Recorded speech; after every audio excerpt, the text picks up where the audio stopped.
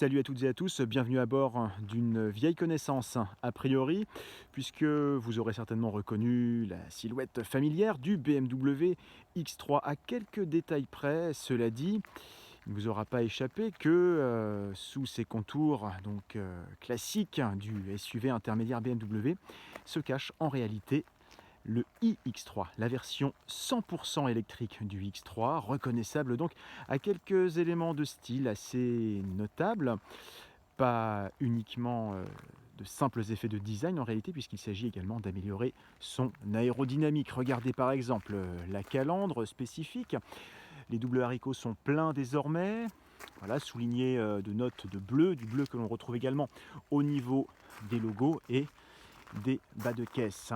Les jantes également sont propres à la version électrique, tout comme le bouclier avant, un peu plus minimaliste, un peu plus lisse dans son dessin. Pour le reste, c'est toujours exactement le même gabarit de 4,70 m de long.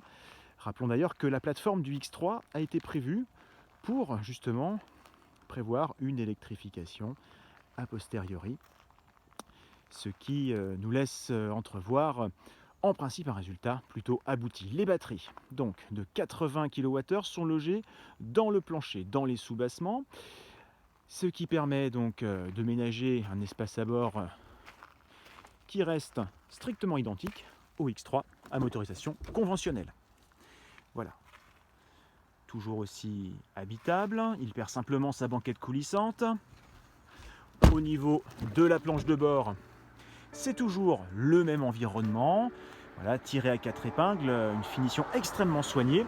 Quelques détails près également au niveau des modes de conduite, avec au niveau du levier un mode B permettant, donc en basculant le levier vers la gauche, de maximiser le frein moteur. On peut littéralement conduire ainsi en utilisant uniquement la pédale d'accélérateur sans toucher au frein.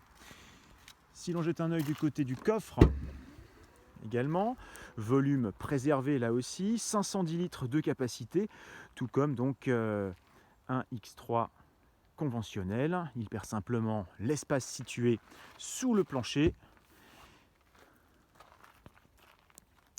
qui peut néanmoins accueillir les câbles de recharge.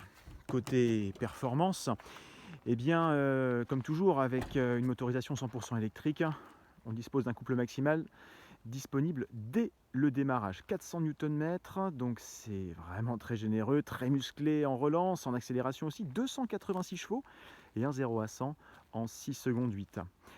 Alors il faut savoir que contrairement à ses rivaux Mercedes EQC et Audi e-tron, ce iX3 ne dispose pas de transmission intégrale. Effectivement, pour un SUV, c'est presque un comble, pourrait-on dire, mais le moteur est à l'arrière, c'est donc un tout à l'arrière, une pure propulsion, tout à l'arrière, presque à la manière d'une 911. Pourrait-on dire, la comparaison s'arrête là, bien évidemment. Malgré tout, renoncer à la transmission intégrale lui a permis de gagner quelques kilos, ou plutôt quelques quintaux sur la balance, puisque même s'il reste un beau bébé de plus de 2 tonnes 100, cela représente tout de même 300 à 400 kg de moins que ses rivaux directs.